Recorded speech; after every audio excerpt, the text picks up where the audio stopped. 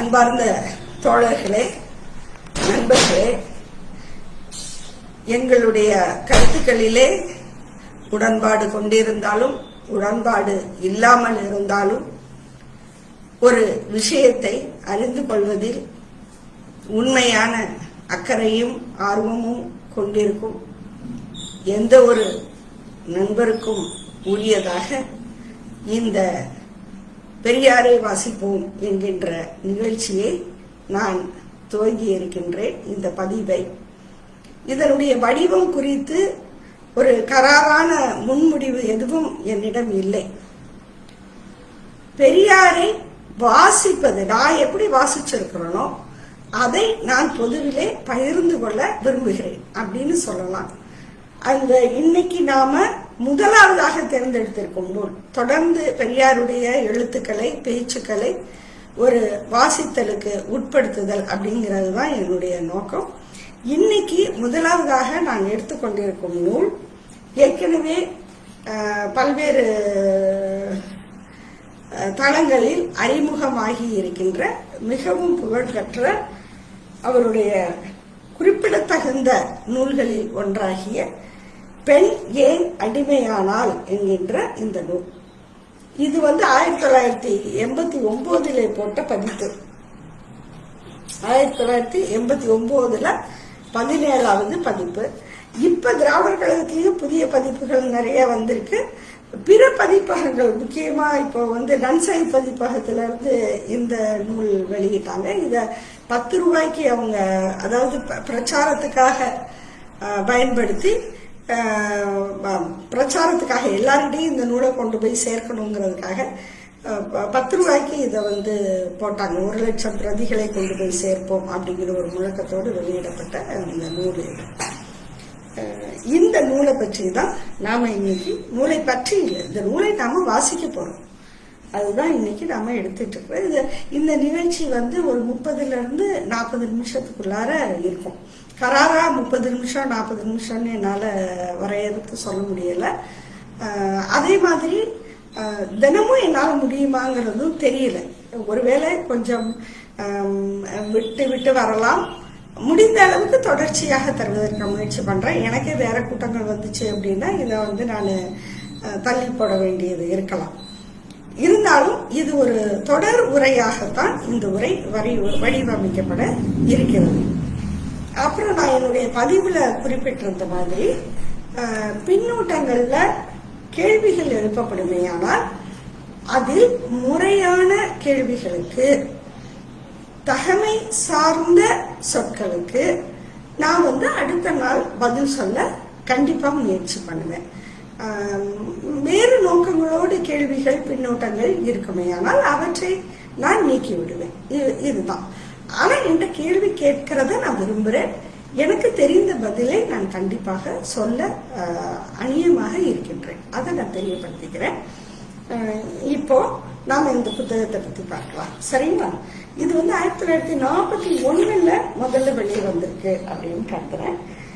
1942 ஏன்னா ஐயாவோட முகவுரை, தந்தை பெரியார் இதுக்கு ஒரு முகவுரை எழுதியிருக்கிறாங்க.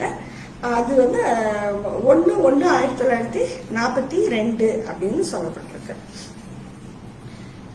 ஆனால் இந்த உரை அதற்கு முன்னால் பல்வேறு கூட்டங்களில் கிட்டத்தட்ட அவர் 1930களில் இருந்து பேசி வருகின்ற விஷயங்கள் தான் இதுல இடம்பெற்றிருக்கு அப்படிங்கிறத நாம பார்க்கணும். இந்த புத்தகத்துல ஐயா 10 தலைப்புகள்ல இந்த நூல் தரப்பட்டிருக்கு. அந்த 10 தலைப்புகள் என்னங்கிறத முதல்ல நான் வாசிக்கிறேன். சரியா? இந்த நூலோட தலைப்புலேயே இந்த நூலோட நோக்கம் சொல்லப்பட்டிருக்கு. பெண் ஏன் அடிமையானால். பெண் ஏன் அடிமையானால்ங்கிறதும் பெண் எப்படி விடுதலை அடைவாள் அப்படிங்கறதும் இந்த நூல்ல இணைக்கப்பட்டிருக்கு. ஆனா அந்த ஏன் அடிமையானால்ங்கிறது மட்டும்தான் நாம நூல் தலைப்பாக பார்க்கிறோம். இப்ப இதுல 10 அத்தியாயங்கள் இருக்குன்னு சொன்னீங்க. அந்த 10 அத்தியாயம் என்னங்கிறத நம்ம பார்ப்போம். இந்த இருக்கு இல்லைங்களா, இந்த 10 அத்தியாயம். இந்த 10 அத்தியாயங்கள் அப்படிங்கிறது முதல்ல இண்டெக்ஸ் பேஜ்ல தரப்பட்டிருக்கு. அது முதல் அத்தியாயம் கற்பு, வள்ளுவரும் கற்பும், காதல், கையான விடுதலை, மறுமணம் தவறல்ல, விபச்சாரம், விதவைகள் நிலைமை, சொத்துரிமை, கர்ப்பத்தடை, பெண்கள் விடுதலைக்கு ஆண்மை அழிய வேண்டும். இதுதான் இந்த நூலின் அத்தியாயங்களுடைய தலைப்பு. இந்த தலைப்புங்கிறதே ரொம்ப முக்கியத்துவம் வாய்ந்த தலைப்புகள். இத ஒரு நீங்க பெண்ணியம் சார்ந்து சிந்திக்கக்கூடியவராக, ஏற்கனவே சிந்திக்கக்கூடியவராக, படிக்கக்கூடியவராக இருந்தால் இந்த தலைப்புகளே எவ்வளவு ஆழமான பொருள் பொதிந்த தலைப்புகள் அப்படிங்கிறத நாம உணர முடியும். ஆக இது நான் மறுபடியும் சொல்றேன், இன்னைக்கு இந்த தலைப்புகளை பற்றி சொல்லுவது, உதாரணமா அந்த 10வது அத்தியாய தலைப்பு எடுத்துக்கோங்க, பெண் விடுதலைக்கு ஆண்மை அழிய வேண்டும். இதை இன்னைக்கு சொல்றதே பிரச்சனை தான். இப்ப நாளைக்கு என்னுடைய பின்னோட்டத்தை பாருங்க, பார்த்தா அது எவ்வளவு பெரிய பிரச்சனை அப்படிங்கிறது தெரியும். ஆனா இதை தலைவர் பெரியார் அவர்கள் 1930களிலே இந்த மண்ணிலே பேசியிருக்கிறார். அதுவும் பெரியார் யாரு, வெறுமனே இந்த மாதிரி எழுதிக்கிட்டு பேசிக்கிட்டு ஒரு அறிவுஜீவியாக, பாதி புரிஞ்சாலும் சரி புரியலைனாலும் சரி அப்படின்னு தன்னுடைய மேதாவிலாசத்தை மட்டும் பதிவு செய்து விட்டு போன ஒரு தலைவரா அப்படின்னு கேட்டா இல்லை. அவர் மக்கள் மத்தியில இறங்கி அன்னைக்கு இருந்த கள நிலவரங்களில் உள்ள அனைத்து பிரச்சனைகளுக்கும் பதிலடி கொடுத்து கொண்டிருந்த ஒரு வரலாற்றில் நிற்கக்கூடிய மிகப்பெரிய மக்கள் இயக்கத்துக்கு தூண்டுகோலாக, தலைவராக இருந்த ஒருவர் பொதுமக்களை தாஜா செய்யணும் அப்படின்னு என்னைக்குமே நினைச்சதில்லை. அதுதான் ரொம்ப முக்கியமான ஒரு விஷயம்.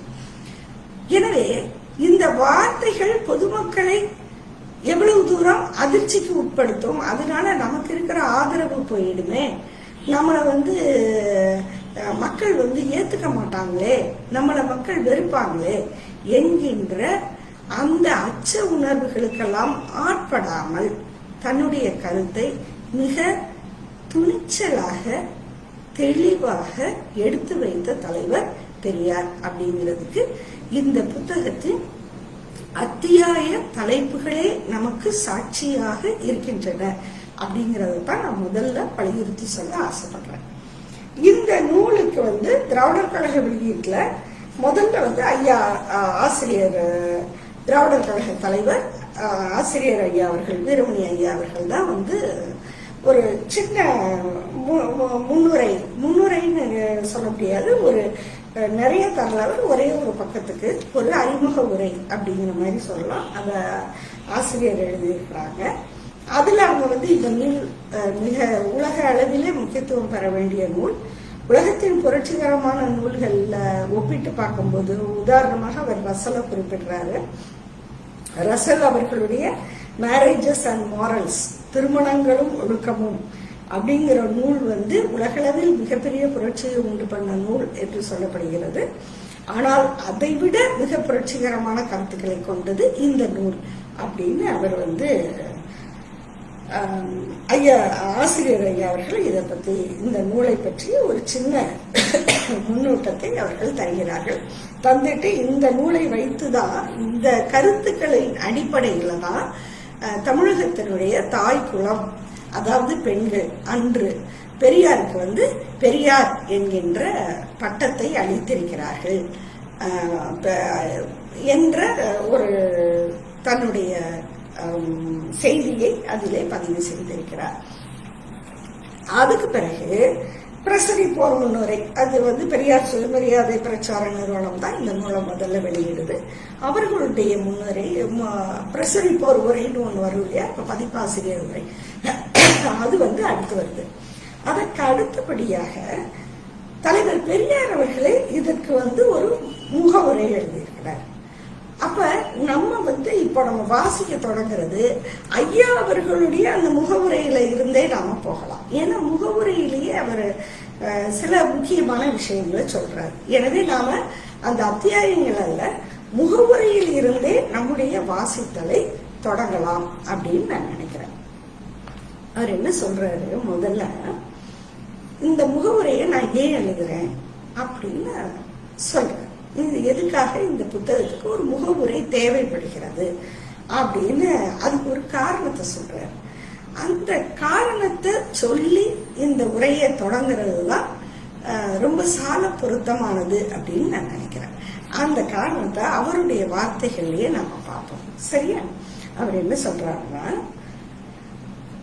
இதில் கண்ட விஷயங்கள் இதுவரை மக்களிடையே இருந்து வருகின்ற உணர்ச்சிகளுக்கும் ஆதாரங்களுக்கும் மனித சமூக கட்டுப்பாடு, ஒழுக்கம், ஆச்சாரம், மத கொள்கை, சாஸ்திர விதி என்பன ஆகியவற்றிற்கும் பெரிதும் முரணாகவும் புரட்சித்தன்மை போன்ற தலைகீழ் மாறுபாடான அபிப்பிராயங்கள் கொண்டதாகவும் சாதாரண மக்களுக்கு காணப்படுமாதலால், அதாவது இதை படிக்கிற ஒரு சராசரியான வாசிப்பு தன்மை உள்ள அல்லது நூல் அறிமுகங்கள் உள்ள ஒரு மனிதர் இதை எப்படி பார்ப்பாருங்கிறத அவர் முதல்ல சொல்றாரு.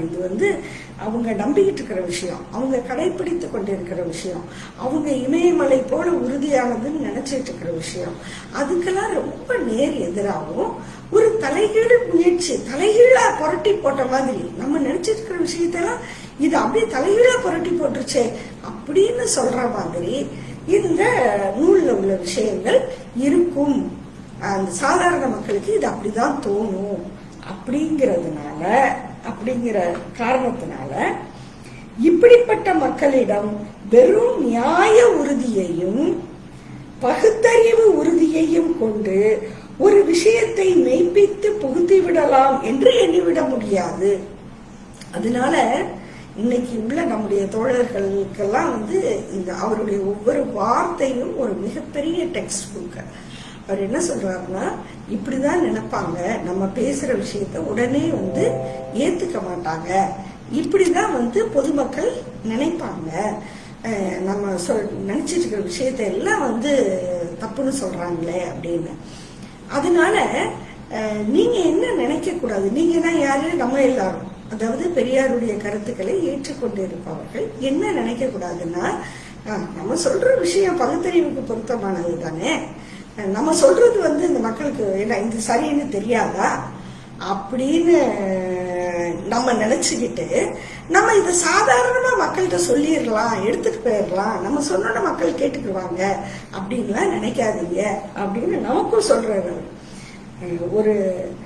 அதாவது நம்ம பேசுற விஷயத்துல நியாயம் இருக்கு, நம்ம பேசுற விஷயத்துல பகுத்தறிவுக்கான தர்க்கத்தின் உறுதி இருக்கு. ஆனால் இது மட்டும் போதுமானதல்ல, மக்கள்கிட்ட சொல்றதுக்கு இது மட்டும் போதுமானதல்ல. இந்த இடத்துல புரட்சி கவிஞர் பாரதிதாசனுடைய கவிதை ஒன்றை நான் பகிர்ந்துக்கணும்னு ஆசைப்படுறேன்.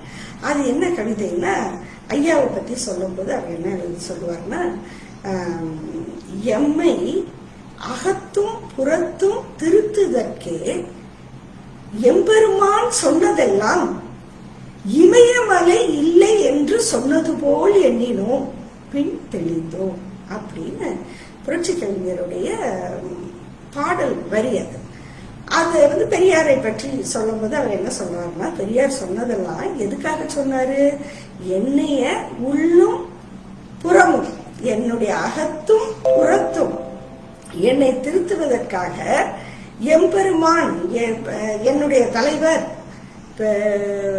பெரியார் சொன்னதெல்லாம் இமயமலை இருக்குதில்ல, நம்ம கண்ணு முன்னாடி எவ்வளவு பெரிய மலை, அது அந்த மலையை போய் ஒருத்தர் இந்த இடத்துல இமயமலையே இல்லை அப்படின்னு சொன்னா நமக்கு எவ்வளவு பெரிய ஷாக் வரும். திடீர்னு இமயமலையை போய் இல்லைன்னு சொல்றாரு அப்படின்னு தோணுச்சு. அவர் பேச்ச கேட்கும் போது அப்படி இருக்குமா, என்ன இப்படி சொல்றாரு, இது எப்படி ஏத்துக்க முடியும் அப்படின்னு சொல்ற மாதிரி இருந்துச்சானா, பின் தெளிந்தோம், அதற்கு பிறகுதான் அந்த தெளிவை நாங்கள் பெற்றோம் அப்படின்னு பாரதிதாசன், புரட்சி கவிஞர் பாரதிதாசன் பெரியாரை பற்றி பாடுகின்ற போது பாடுவார். அந்த பாடல் வரிகள் முக்கியமா அவர் கடவுள் இல்லை அப்படிங்கிற அந்த விஷயத்தை கூட வைத்து சொல்லியிருக்கலாம். ஆனால் அதை விட பல மடங்கு, நான் பல கூட்டங்கள்ல சொல்லியிருக்கிறேன், பெரியாருடைய கடவுள் எதிர்ப்பு கருத்து, கடவுள் மறுப்பு கருத்துக்கள், அவற்றையெல்லாம் விட பல மடங்கு துணிச்சலையும் நேர்மையையும் அறத்தையும் மனிதன் மீது உள்ள நேசத்தையும் வெளிப்படுத்தக்கூடிய சிந்தனைகள் எதுன்னா பெரியாருடைய பெண் விடுதலை சிந்தனைகள் தான். அதனால அவருடைய கூற்று எப்படி இருக்கும்னு அவரே சொல்றாரு. அதனால நம்மகிட்ட தர்க்கம் இருக்கு, நம்மகிட்ட பகுத்தறிவு பூர்வமான வாதங்கள் இருக்கு, நம்மகிட்ட நியாயம் இருக்கு. ஆனாலும் கூட இத மக்கள் உடனே ஏத்துக்குவாங்கன்னு நீங்க நினைக்க முடியாது அப்படின்னு சொல்ற. எனவே அது மட்டும் இல்ல, அடுத்து போராடுவாங்க. இதுவும் ரொம்ப முக்கியமான விஷயம். மேலும் ஒரு அபிப்பிராயமானது எவ்வளவு நியாயமானதானாலும் பகுத்தறிவுக்கும் ஆராய்ச்சிக்கும் விளங்க முடிந்த உண்மையானாலும், நல்லா கவனிங்க, ஒரு கருத்து, ஒரு அபிப்பிராயம் அது எவ்வளவு வேணாலும் நியாயமா இருக்கலாம், எவ்வளவு வேணாலும் பகுத்தறிவு ஆராய்ச்சிக்கு அது உண்மையாக இருக்கலாம்.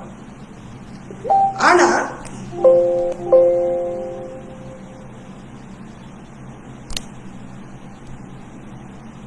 மன்னிக்கணும், ஒரு கருத்து எவ்வளவு வேணாலும் அறிவுக்கும் ஆராய்ச்சிக்கும் பொருத்தமானதாக இருக்கலாம், நியாயமானதா இருக்கலாம். இந்த ரெண்டையுமே அவர் சேர்த்து சொல்றாரு. ஒண்ணு நியாயம், இன்னொன்னு ஆராய்ச்சிக்கு உட்பட்டது, ஆராய்ச்சி பூர்வமாக உண்மை என்று எண்ணத்தக்கது.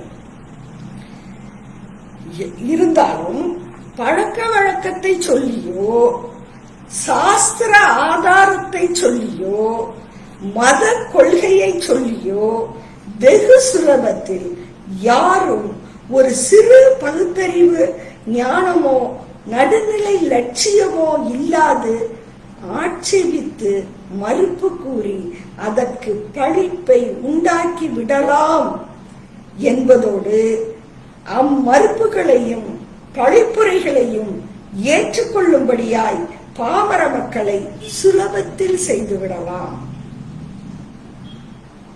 அப்படியே நடக்குது பாத்தீங்களா, தொடர்ந்து நடந்துட்டு இருக்கு இல்லையா? அது அவர் எவ்வளவு தெளிவா சொல்லியிருக்கிறார் பாருங்க. நமக்கு சொல்றார், கட்சிக்காரர்களுக்கு தோழர்களுக்கு சொல்றார், நம்ம பேசுறதுல நியாயம் இருக்கலாம், உண்மை இருக்கலாம், அறம் இருக்கலாம், அறிவுக்கும் ஆராய்ச்சிக்கும் பொருத்தமான விஷயங்கள் இருக்கலாம். ஆனால் இது எல்லாத்தையும் விட பாமர மக்கள் எதை நம்புவார்கள்னு சொன்னா, அவங்க நியாயத்தை தேடுறாங்க, தர்க்கத்தை தேடுறாங்கன்னு நம்ம எதிர்பார்க்க முடியாது. அவங்கள ரொம்ப சுலபமா இந்த அளவுக்கு தர்க்க நியாயமும் நடுநிலை லட்சியமும், நம்ம ஒரு சரியான மனிதனா இருக்கணும் என்கின்ற மனச்சாட்சி உள்ள லட்சியமும் இல்லாத மனிதர்கள் அவங்க என்ன பண்ணுவாங்கன்னா, இந்த பொதுமக்களை, இந்த பாமர மக்களை ஒரு மத கொள்கையை சொல்லி, ஒரு மத கருத்தை சொல்லி, ஒரு சாஸ்திரத்தை சொல்லி, ஒரு சம்பிரதாயத்தை சொல்லி, அவர் எவ்வளவு விஷயங்களை அடுக்கிறார் பாருங்க. பழக்க வழக்கத்தை சொல்லி, இதாயா நம்ம பழக்கம், இத நம்ம மாத்தக்கூடாது, இத நம்ம முன்னோர் எங்க பாட்டி தாத்தா காலத்துல இருந்து அதுக்கு முன்னாடி காலத்துல இருந்து இப்படிதான் செஞ்சிருக்கிறாங்க, ஏயா செய்யணும், இப்படிதான் செஞ்சிருக்கிறாங்க, அவங்க எல்லாம் ஒண்ணும் முட்டாள் கிடையாது, அதனால நீ அதை அப்படியே ஏத்துக்கணும். அப்போ பாமர மக்கள் பெரியார் என்ன சொல்றாரு, நீ அறிவார்ந்த கருத்தை சொல்லி இருக்கேன்னு பார்க்க மாட்டாங்க, நீ பேசுறதுல தர்க்க நியாயம் இருக்குன்னு பார்க்க மாட்டாங்க. அவங்களுக்கு பத்தியா உங்க அப்பா இப்படித்தானே பண்ணாரு, உங்க தாத்தா இப்படித்தானே பண்ணாரு, நம்ம பெரிய கிழவன்லாம் நம்ம காலத்து நீதி நூல்கள் சாஸ்திர நூல்கள்லாம் இதைத்தானே சொல்லி இருக்கு அப்படின்னு சொல்லிட்டா போதும். இல்ல நம்ம மதம், இந்த மதத்தை காப்பாற்றணும், அதனால இதுதான் சரி அப்படின்னு சொல்லிட்டா போதும். இத சொல்றவங்க யாரா இருப்பாங்கன்னு முதல் 2 லைன்ல சொல்லிட்டாரு. கவனிச்சீங்களா? இதை சொல்லுகிறவர்கள் சுயநலவாதிகளா இருக்கலாம், அவங்களுக்கு எந்த நடுநிலை லட்சியமும் இருக்க வேண்டியதில்லை, அவங்க பெரிய பகுத்தறிவு ஆராய்ச்சியாளர்களா இருக்கணும்னு அவசியம் இல்லை. யார் வேண்டுமானாலும் இந்த பழக்க வழக்கத்தை சொல்லி, சாஸ்திரத்தை சொல்லி, மதத்தை சொல்லி பாமர மக்களை திசை திருப்புவது என்பது மிக மிக எளிதானதும் எப்போதும் நடக்கக்கூடியதும் ஆகும் அப்படின்னு பெரியார் சொல்றாரு. அதனால இதெல்லாம் நமக்கு நடந்துகிட்டே தான் இருக்கும், இனியும் நடக்கும். பெரியார் காலத்துல நடந்திருக்கு, அதனாலதான் அவர் சொல்றாரு, இனிமே நடக்கும்னு சொல்றாரு. அதே போல நாமளும் அதையெல்லாம் பார்த்துட்டு இருக்கிறோம். எனவே அவர் என்ன அப்படின்னு சொல்லிட்டு, இந்த மாதிரி எல்லாம் சூழல்கள் இருக்கு, அதனால நம்ம ஒரு கருத்தை சொல்லிட்டு நம்ம சொன்ன கருத்துக்கே கூட நம்ம ஏன் அதை அப்படி சொன்னோம் அப்படின்னு ஒரு முன்னுரையும் சொல்ல வேண்டிய அவசியம் நமக்கு இருக்குன்னு சொல்றேன். இந்த ஒரு முகவுரையிலேயே நாம இன்னைக்கு எவ்வளவு தூரம் எவ்வளவு விஷயங்களை அவர் வைத்திருக்கிறாரு. அது எப்படி காலங்களை கடந்து கூட அந்த வார்த்தைகள் நிஜமாக இங்க நின்னுகிட்டு இருக்கு அப்படிங்கிறத நம்ம பார்க்கணும், நம்ம மக்கள் உணரணும் அப்படின்னு நான் முதல்ல கேட்டுக்கிறேன். சரியா? எனவே ஆதலால் இதற்கு தக்க சமாதானம் சொல்லி மெய்ப்பிக்க வேண்டி இருக்கிறது. இதனால நமக்கு அந்த சுமை கூடிக்கிட்டே இருக்கு. நம்ம ஒவ்வொருத்தரையும் இதுக்கெல்லாம் நம்ம ஏன் இப்படி சொல்றோம், ஏன் இப்படி பேசுறோம், எதனால இது செய்யறோம் அப்படிங்கிறதுக்கான தக்க சமாதானத்தை நாம சொல்லி மெய்ப்பிக்க வேண்டிய அவசியத்தில் நாம் இருக்கிறோம். எனவே அதற்காக முகவுரை என்னும் பெயரால் சில வரிகளை எழுதுகிறோம். இதையெல்லாம் மனசுல வச்சு நம்முடைய கருத்துக்கே கூட நாமளே மீண்டும் ஒரு முகவுரையை, ஒரு முன்னுரையை தர வேண்டி இருக்கிறது அப்படின்னு சொல்லி அந்த முன்னுரையை தொடங்குறார். அதுக்கு பிறகு இந்த முன்னுரை பாத்தீங்கன்னு சொன்னா, இந்த 10 அத்தியாயம் சொன்னேன் இல்லைங்களா, அந்த 10 அத்தியாயத்திலையும் ஒவ்வொரு அத்தியாயமும் ஏன் சொல்லப்பட்டிருக்கிறது, எதற்காக, என்ன நோக்கம், அல்டிமேட்டா அந்த விஷயத்தை சொல்லுவதற்கான நோக்கம் என்னவாக இருக்கிறது அப்படிங்கறத இந்த முகவுரையில சொல்றாங்க. அதாவது ஒவ்வொரு அத்தியாயத்துக்கும் ஒரு சின்ன என்ன சொல்றது, கேப்சூல் மாதிரி, அந்த அத்தியாயத்துல என்ன இருக்குங்கிறத ஒரு சின்ன கேப்சூல்ல, ஒரு மாத்திரையில தர்ற மாதிரி சில வரிகளை அவர் எழுதுறாரு. இப்ப நான் என்ன நினைக்கிறேன், நம்முடைய இந்த நிகழ்வுல நான் என்ன நினைக்கிறேன்னா, நம்ம ஒவ்வொரு அத்தியாயத்துக்கும் அதற்கான முன்னுரையை இதுல இருந்து எடுத்துக்கலாம்னு பாக்குறேன். அதாவது இந்த முன்னுரையை சொல்லிட்டு அந்த அத்தியாயத்துக்கு நாம போயிடலாம். அடுத்த அத்தியாயத்துக்கு போகும்போது அந்த அத்தியாயத்துக்கான முன்னுரையை நம்ம மறுபடியும் எடுத்துக்கலாம். எடுத்துக்கிட்டு நாம அந்த விஷயங்களை கொண்டு போகலாம் அப்படின்னு நான் பார்க்கிறேன். இப்போ முதலாவது அத்தியாயம் என்னது, கற்பு இல்லையா? அந்த கற்பு அப்படிங்கிற அத்தியாயத்தை எதுக்காக, அதனுடைய முக்கிய கருத்து என்ன அப்படின்னு சொல்றாரு. மக்கள் ஆண் பெண் என்ற இரு சாராரில் பெண்களுக்கு மாத்திரமே அது கற்பு வலியுறுத்தப்பட்டிருக்கிறது என்றும், இவ்வலியுறுத்தலே பெண்ணை அடிமையாக்குவதற்கு பெரிதும் காரணமாக வந்திருக்கிறது என்றும், ஆண் பெண் இருவரும் சரிசமமான சுதந்திரத்துடன் வாழ வேண்டும் என்கின்ற நிலைமை ஏற்பட வேண்டுமானால் மேற்கண்ட கற்பு என்பதன் அடிப்படையான லட்சியமும் கொள்கையும் மாற்றப்பட்டு அது விஷயத்தில் ஆண் பெண் இருவருக்கும் ஒன்று போன்ற நீதி ஏற்படுத்த வேண்டும் என்பதை வலியுறுத்துவதாகும். இதுதான் இந்த அத்தியாயத்தினுடைய பர்பஸ், நோக்கம். இந்த அத்தியாயத்தை நாங்க ஏன் எழுதியிருக்கிறோம், இந்த தலைப்புல நாங்க ஏன் பேசுறோம், அவர் சொன்ன விஷயங்கள் என்ன, ஒன்று, கற்புங்கிறது ஒரு முதல் பிரச்சனையே எங்க ஆரம்பிக்குது அப்படின்னா, எங்க பிரச்சனை ஆரம்பிக்குது, ஆரம்பம் எங்கன்னா, நீ கற்புன்னு ஒண்ணு வச்சிருக்க, அதை பெண்ணுக்கு மட்டும் வச்சிருக்க, இதுலதான் இந்த இனிஷியல் பாயிண்ட், அதுதான் தொடக்க நிலை. இங்க இருந்துதான் சங்கதியே இங்க இருந்துதான் பிரச்சனையே ஆரம்பிக்குது. ஏதோ ஒரு சமாச்சாரம் வச்சிருக்க, ஆனா நீ அதை எப்படி வச்சிருக்க, பெண்ணுக்கு மட்டும் வச்சிருக்க. இதுதான் எனக்கு இப்ப முதல் பிரச்சனை. அடுத்து அந்த அப்படி வச்சதுனாலதான், சரி பெண்ணுக்கு மட்டும் வச்சா பெண்ணுக்கு ஏதோ ஸ்பெஷல் ஸ்டேட்டஸ் கொடுத்துட்டியா அப்படின்னு பார்த்தா இல்ல. அதற்கு மாறாக அப்படி வைத்த காரணத்தினாலேதான் இந்த பெண் அடிமைப்படுத்தப்பட்டிருக்கிறாள். பெண்ணை இந்த வலியுறுத்தலே, அதாவது கற்பின் மீதான வலியுறுத்தலே பெண்ணை அடிமையாக்குவதற்கு பெரிதும் காரணமாய் வந்திருக்கிறதென்றும், இந்த பெண்ணை அடிமையாக்குறதுக்கு இதுதான் பெரிய காரணமாக இருக்கிறது. ஆண் பெண் இருவரும் சரிசமமான சுதந்திரத்துடன் வாழ வேண்டும் என்கின்ற நிலைமை ஏற்பட வேண்டுமானால், சரி இப்ப நமக்கு அதுல என்ன நோக்கம்? நம்முடைய நோக்கம் எதுன்னா, இங்க ஆணும் பெண்ணும் சரிசமமான சுதந்திரத்தோட வாழணும். அது அப்படி வாழணுங்கிற நிலைமைய நாம ஏற்படுத்தணும்னு சொன்னா, மேற்கண்ட கற்பு என்பதன் அடிப்படையான லட்சியமும் கொள்கையும் மாற்றப்பட்டு, அதாவது அப்படி வரணும்னா இப்ப நான் என்ன பாக்குறேன்னா, இந்த கற்புங்கிற விஷயம் இருக்கு இல்லையா, இது ஒரு கொள்கை இல்லையா? கற்புங்கிறது ஒரு என்ன சொல்றது, அது ஒரு கருத்தியல். அது கருத்தியல் கொள்கை சார்ந்த ஒரு விஷயமா இருக்கு. ஏன் கொள்கைன்னு சொல்றோம் அப்படின்னா, அது ஒரு நடைமுறையை கோருது.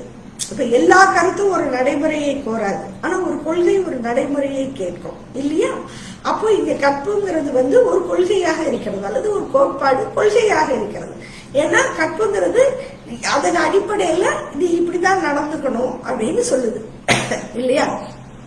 அப்போ அந்த கற்புங்கிற விஷயத்துக்கு ஒரு அடிப்படையான நீ ஒரு லட்சியமும் கொள்கையும் வச்சிருக்க. அந்த விஷயங்கள் மாற்றப்படணும் அப்படின்னு சொல்ற. எப்படி மாற்றப்படணும்னா, இந்த ஆணாக இருந்தாலும் பெண்ணாக இருந்தாலும் அவங்களுக்கு ஒரே மாதிரியான ஒரு நீதியை அது ஏற்படுத்தணும். ஒரே மாதிரியான ஒரு நீதியை நல்லா ஞாபகம் வச்சுக்கோங்க. கற்பென்று சொல்ல வந்தால் அதை இருபாலாருக்கும் பொதுவில் வைப்போம் என்ற வாசகங்களும் இதுவும் ஒன்றல்ல. அவர் பொதுவான கற்புங்கிற வார்த்தையை எங்கேயுமே சொல்லல. கற்ப பொதுவா வைக்கணும்னு அவர் எங்கேயும் பயன்படுத்தல.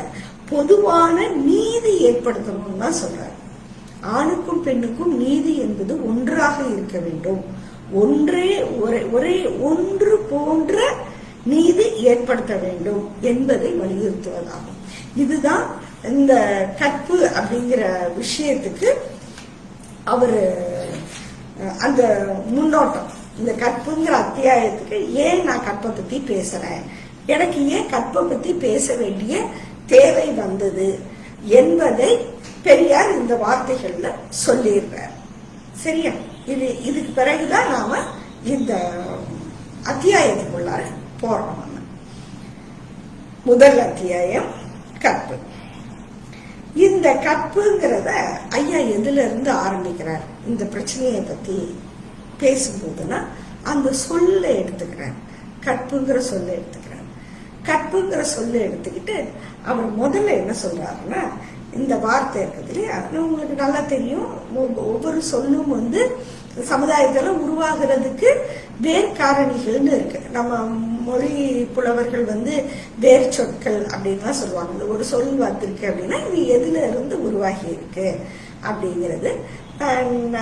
அந்த அடிப்படையில பெரியார் அங்க போறாரு. இந்த சொல் எப்படி வந்திருக்கும் அப்படின்னு ஒரு கேள்வி கேட்கிறார். கேட்டு அத முதல்ல பகுபதமாக்கி பார்த்தால் அப்படிங்கிறார். அதாவது பிரிச்சு பார்க்கறது, எந்த வேர் சொல்ல இருந்து இந்த சொல் வந்திருக்கு அப்படின்னு பிரிச்சு பார்ப்போம் அப்படின்னு பிரிச்சு பார்க்கிறார். அப்படி பிரிச்சு பார்த்தா இது கல்விங்கிற சொல்ல இருந்து வந்திருக்கலாம். அப்ப அறிவு அப்படிங்கிற படிப்பு அந்த மாதிரி வருது. அப்படி இல்லாம இதுக்கு இன்னொரு பொருள் கொண்டோம்னா, அப்படி பொருள் தேடும் பொழுது முக்கியமாக சொற்றிரம்பாமை அப்படிங்கிற பொருள் வருதுன்னு சொல்றாரு. கற்பனப்படுவது சொற்றிரம்பாமை அப்படிங்கிற ஒரு வாக்கியம் அவரு எடுத்து காட்டுறார். அந்த வாக்கியப்படி நம்ம இதுக்கு பொருள் தேடுனா என்ன வருது? சொல் தவறாமை, அதாவது சொன்ன சொல்ல மாறக்கூடாது ஒரு வாழ்க்கையில். இந்த சொல் தவறாமை அப்படிங்கிறது நாம புறக்கணிக்க முடிஞ்ச ஒரு விஷயம் கிடையாது. ஏன்னு கேட்டா, மனிதர்கள் சொல்லுகின்ற சொல்லை அடிப்படையாக வைத்துதான் நம்முடைய வாழ்க்கைங்கிறது பெரும்பகுதியும் அமைந்திருக்கு. ஒருத்தர் எல்லாருமே அவங்களுடைய சொன்ன சொல்ல இருந்து மாறி மாறி நடந்துப்பாங்க அப்படின்னு சொன்னா நாம மனிதர்கள் ஒரு சமூகமா வாழ்வது அப்படிங்கிறது மிகப்பெரிய பிரச்சனை ஆயிடும். எனவே சொற்றிரம்பாமை அப்படிங்கிற அந்த சொல் தவறாமை அப்படிங்கிறது ஒரு தேவையான பண்பு, நாம காப்பாற்ற வேண்டிய ஒரு பண்பு. அதனால அது வருது அப்படின்னு சொல்றாரு. அதாவது சொல் தவறாமை, நாணயம், சத்தியம், ஒப்பந்தத்துக்கு விரோதம் இல்லாமல் ஒத்துக்கிட்ட வார்த்தைக்கு கான்ட்ராக்ட் டேர்ம்ஸ் கூட வச்சுக்கோங்களேன், அதுக்கு மாறாமல் வாழ வேண்டும். அதுதான் அதற்கான பொருள். நம்ம அகராதிப்படி பார்த்தோம்னா அப்ப பெரியார் என்ன கேக்குறாருன்னா, இந்த மாதிரி வச்சு பார்க்க தட்டியும் இது பெண்ணுக்கு மட்டுமான ஒரு விஷயமா வர்றதுக்கு வாய்ப்பே இல்லை. இது பொதுவான நீதி. இந்த நீதி ஆணுக்கும் இருக்கணும், பெண்ணுக்கும் இருக்கணும். எந்த பால் சார்ந்தவர்களுக்கும் இந்த நீதி பொதுவா இருக்கிறது தான் நியாயம், அதுதான் தேவையும் கூட. அதை நாமளும் ஒத்துக்கொள்கிறோம், நாம் அதை மறுப்பவர்கள் இல்லை. ஆனா அதை பகாபதமாக வைத்து பார்த்தால், அதைனா கற்புங்கிற சொல்ல கற்பு அப்படின்னு போட்டு கற்புங்கிற வார்த்தையை அப்படியே அடிச்சு நேரடியா பொருள் தேடினா, அதை பிரிக்காம வேறு சொல்லுது டிரைவ்டு வேர்டு எதுன்னா நம்ம பிரிக்காம தேடுனா மகளிர் நிறை என்று காணப்படுகிறது. மகளிர் நிறை அப்படிங்கிற ஒரு பொருள் வருதுங்கிறார். அப்ப இந்த இடத்துல அவர் என்ன சொல்றாருன்னா, இந்த இடத்தில் மகளிர் என்பது பெண்களையே குறிக்கும் பதமாக எப்படி மாற்றப்பட்டது, எப்படி ஏற்பட்டது என்பது விளங்கவில்லை. அதாவது மகளிர் நிறைன்னு எப்படி திடீர்னு கொண்டு வந்த, அதுக்கு சொல்ல காப்பாத்துறதுங்கிறத ஏன் பெண்ணுக்கு மட்டும்னு மாத்தின அப்படின்னு கேக்குறாரு. நிறை என்கின்ற சொல்லுக்கு பொருளை பார்த்தால் அறிவின்மை, உறுதிப்பாடு, கற்பு என்கின்ற பொருள்களே காணப்படுகின்றன. நிறைங்கிறதுக்கும் மறுபடியும் இதே பொருள் தரப்படுகிறது. கற்பு என்பது பெண்களுக்கு மாத்திரம் சம்பந்தப்பட்டது என்பதற்கு தக்க ஆதாரம் கிடைக்காவிட்டாலும் அழிவில்லாதது, உறுதியுடையது என்கின்ற பொருள்களே காண கிடைக்கின்றன. இதை நீ பெண்ணுக்குன்னு வச்சு பார்க்காம நீ இந்த கற்புங்கிற சொல்லுக்கு பொருள் தேடினா அழியாதது, உறுதியானது அப்படிங்கிற அர்த்தங்கள் தான் வருது. அழிவில்லாதது என்கின்ற வார்த்தைக்கு கிரமமான கருத்து பார்க்கும் பொழுது இந்த இடத்தில் சுத்தம், அதாவது கெடாதது, மாசற்றது என்பதாக பொருள் வருகிறது. இந்த சுத்தம்ங்கிற வார்த்தையையும் கெடாதது என்கின்ற கருத்தையும் இந்த ஆங்கில வார்த்தைகளுக்கு போட்டு தேடினாலும் இந்த வார்த்தை தான் கிடைக்குது. இப்ப உதாரணமாக சேஸ்டிட்டி அப்படிங்கிற ஆங்கில வார்த்தை, பொதுவாக கற்புக்கு அவங்க ரெண்டு வார்த்தைகள் பயன்படுத்துறாங்க. சேஸ்டிட்டி அப்படிங்கிற வார்த்தையும் வர்ஜினிட்டி அப்படிங்கிற வார்த்தையும் பார்க்கும் பொழுது இந்த பொருட்களுக்கான நேரடி பொருள் அப்படின்னு பார்த்தா இந்த கெட்டு போகாததுங்கிற தன்மை தான். சுத்தமானது, கெட்டு போகாதது, குறையற்றது என்கின்ற பொருள் தான் அதிலே வருகின்றது. அப்படி வரும் பொழுது அவர் மறுபடியும் அதைத்தான் கேட்கிறார். இதுல ஆணுக்கென்றோ பெண்ணுக்கென்றோ சொல்லாமல் பொதுவாக மனித சமூகத்திற்கே எவ்வித ஆண் பெண் புணர்ச்சி சம்பந்தம் சிறிதும் இல்லாத பரிசுத்த தன்மைக்கு உபயோகப்படுத்தப்பட்டு இருக்கிறது என்பதை காணலாம். அவர் ஆண் பெண்ணுன்னு சொல்லிட்டு அடுத்த வார்த்தை சொல்றாரு பாருங்க, வெறும் ஆண் பெண் மட்டும் இல்ல, நீ இன்னைக்கு அதுக்கு என்ன அர்த்தம் சொல்லிக்கிட்டு இருக்க? கற்புங்கிறது ஆண் பெண் உடல் உறவு சம்பந்தப்பட்ட, அப்படி கூட இல்லைன்னா பெண்ணின் உடல் சம்பந்தப்பட்ட. ஏன்னு கேட்டா இப்ப ஆணே சம்பந்தப்படாம நீங்க முன்னாடி உள்ள காலத்தெல்லாம் பாத்தீங்கன்னு சொன்னா, இப்ப கூட சமீபத்துல ஒரு பொண்ணு ஏதோ ஒரு இதுல இருந்து காப்பாற்றப்படும் போது அவ ட்ரெஸ் கீழே விழுந்தோட அவ தற்கொலை பண்ணிக்கிட்டா அப்படிங்கிற செய்தி சமீபத்துல கூட வந்தது. ஆனா இந்த மாதிரி செய்திகள் நிறைய வந்திருக்கு, நிறைய நடந்திருக்கு இந்த மாதிரி. அப்போ ஒரு பெண் ஒரு ஆண் சம்பந்தப்படுறது மட்டும் இல்ல, தன்னுடைய உடல் நிர்வாணமாக வெளியே காட்டப்பட்டுட்டாலே அவளுடைய கற்பு பறி போயிடுச்சு, அவ அதுக்கு பிறகு வாழ்றதுக்கே அவ தகுதி இல்லாதவ அப்படிங்கிற ஒரு மனநிலை இன்னைக்கு உருவாக்கப்பட்டிருக்கு. அது ஆயிரக்கணக்கான ஆண்டுகளாக உருவாக்கப்பட்டு இன்னைக்கு ஒவ்வொரு பெண்ணுக்கும் அது ஆணி அடிச்ச மாதிரி அவ மனசுலையும் மூளையிலையும் செலுத்தப்பட்டிருக்கு அப்படிங்கிறத நாம பார்க்கிறோம். அத அவர் என்ன சொல்றாரு, இந்த சொல்லினுடைய அந்த உண்மையான பொருளை நம்ம தேடணும்னா இதுல ஆணுக்கோ பெண்ணுக்கென்றோ எதுவும் வரல அப்படிங்கிறதோட ஆண் பெண் புணர்ச்சிக்கும் இந்த வார்த்தைகளின் அர்த்தத்துக்கும் சம்பந்தம் இல்லாம தான் இருந்து வந்திருக்கு அப்படின்னு சொல்றாரு. அது ஆங்கிலத்திலே இருந்த வார்த்தையை எடுத்துக்கிட்டாலும் சரி, தமிழ்ல இந்த வார்த்தைகளுக்கான மூலத்தை தேடி போனாலும் சரி, அப்படிதான் இதற்கு இந்த சொல்லுக்கான பொருள் இருந்து வந்திருக்கிறது. அவர் அது சொல்ற அந்த விஷயம் ரொம்ப முக்கியமானது. அதை இப்ப ஐயா அவர்கள் எவ்வளவு பட்டவர்த்தனமாக அதனை பாகுபடுத்தி இது எதோட சம்பந்தப்படுத்தப்பட்டிருக்கு, அதற்கான மூலம் எங்க இருக்குன்னு தேடக்கூடிய ஒரு மிகப்பெரிய ஆராய்ச்சி மனோநிலை கொண்டவராக, ஆராய்ச்சியாளராக இந்த சமுதாயத்திலே அவர் இருந்திருக்கிறார் அப்படிங்கறதான் இந்த லாங்குவேஜ், அந்த மொழியில நம்ம அதை பார்க்கணும் அப்படின்னு நான் நினைக்கிறேன். அடுத்து ஆகவே கற்பு என்பது பெண்களுக்கு மாத்திரம் சம்பந்தப்பட்டது அல்ல என்பதும், அதுவும் ஆணோ பெண்ணோ ஒரு தடவை கலந்த பிறகு எவ்வளவு சுத்தமாயிருந்தாலும் கற்பு போய்விடுகிறது என்கின்ற கருத்து கொள்ளக்கூடியதாகவும் இருக்கிறது. அதாவது அவர் என்ன சொல்றாருன்னா, முதல்ல இந்த வார்த்தைகளுக்கு சுத்தம்னு நீ அர்த்தம் எடுத்துக்கிட்ட அப்படின்னு சொன்னா, நீ ஒரு உடல் உறவு கொள்வதன், ஒரு ஆணோடு கலப்பதன் மூலமாக சுத்தம் போயிடுது அப்படின்னு சொன்னா, அப்ப கல்யாணம் ஆகி கலந்தாலும் கூட சுத்தம் போயிடுதுன்னு தான் அந்த அர்த்தம் தான் நீ எடுத்துக்கிற முடியும். ஏன்னு கேட்டா இதற்கு பொதுவான பொருள் மாசற்றது, சுத்தமானது. அப்ப பெண்ணை பொறுத்த வரைக்கும் இவங்க என்ன மனநிலையை ஏற்படுத்தியிருக்காங்க, பெண்ணுடைய உடல் ஒரு பண்டம், அது அதை யார் தொட்டாலுமே தொட்டா அது தன்னுடைய சுத்தத்தை இழந்துருது. அதுக்கு பிறகு அந்த பெண்ணை அதனாலதான் இவங்க அந்த பேரையே மாத்துறாங்க, கன்னி பெண். அதுக்கு பிறகு கன்னி கழிந்த பெண். அந்த கன்னிமைங்கிறது தான் இவங்களுடைய ஒரு கான்செப்ட்லயே பார்க்கும்போது ரொம்ப ஒரு புனிதமானது அப்படிங்கிற ஒரு விஷயத்தை இவங்க கட்டமைக்கிறாங்க. அதைத்தான் இங்க பெரியார் அவர்கள் மிக தெளிவாக எடுத்து சொல்லுகிறார். இவ்வளவு சொல்லிட்டு அதுக்கு பிறகு எப்ப இந்த கற்புங்கிறது மிகப்பெரிய பெண்ணிடிமை ஆயுதமாக மாறுகிறது அப்படிங்கிற விஷயத்துக்கு அவர் வருகிறார். அந்த விஷயத்தை நாம் தொடர்ந்து அடுத்த உரையிலே நாளை இதே நேரத்திலே நாம் பார்க்கலாம் என்று கருதுகின்றேன். இந்த மட்டிலே இந்த இன்றைய உரையை நான் நிறைவு செய்கின்றேன்.